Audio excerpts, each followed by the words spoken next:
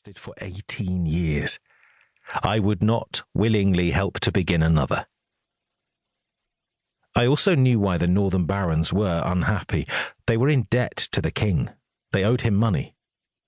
King John was a greedy king, and they knew that he would seek to have the money he had loaned them paid back. Rebellion was a cheaper way of avoiding payment. War would come.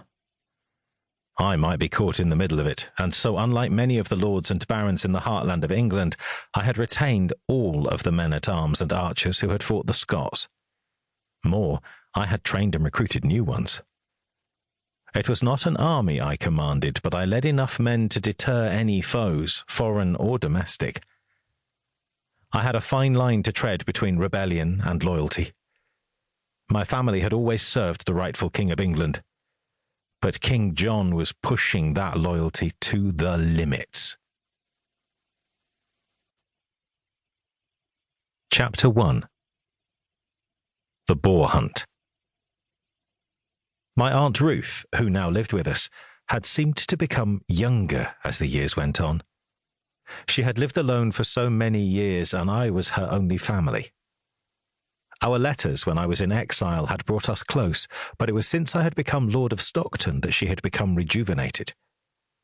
Perhaps that was my children. I had 4, Alfred, Rebecca, Isabel, and another son, William, who was now almost a year old. To my aunt, this was a joy.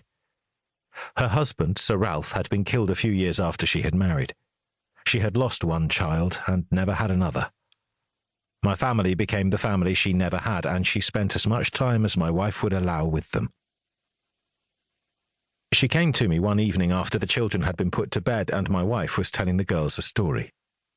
"You know, Thomas, that I count myself the luckiest woman alive. I lost the only man I thought I could ever love and had given up on having my own family. Then you returned from the Holy Land and Sir William found me. He was a fine man. When you brought your family here, then my world was complete. It was as near as I would get to a family of my own. I get to see bairns growing and developing into fine young people." "You complete our world." She smiled. "You are kind." She hesitated as though she was about to step over some invisible boundary into my privacy. "You have done well in the wars and brought in ransom, but this castle costs coin to run. You are generous to your people and do not overtax them. Know you that I have a great deal of money. Sir William was not poor, and I have been frugal. I know that our family lost much when King John came to the throne, and I have ensured that we are prepared should the worst happen in the future." I looked around. Although I trusted all of my servants, if one of King John's spies heard my aunt, he might deem it to be treasonous. "Do not fret, aunt. I have also hidden coin. We will not have to be wanderers again." She nodded. "Then you should know where my treasure is hidden. Well, I am no longer young." I was about to speak, and she held up her hand. "I am not a fool. God has taken everyone that I love save you and your family. One day he will take me."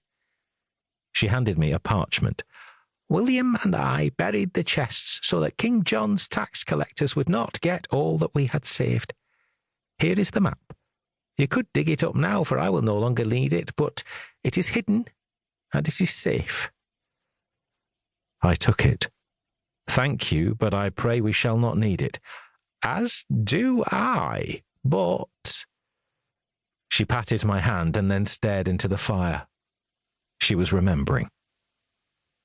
We sat in silence until the memories had been burned away by the fire. She stood and kissed me on the forehead. "May God watch over you, Thomas."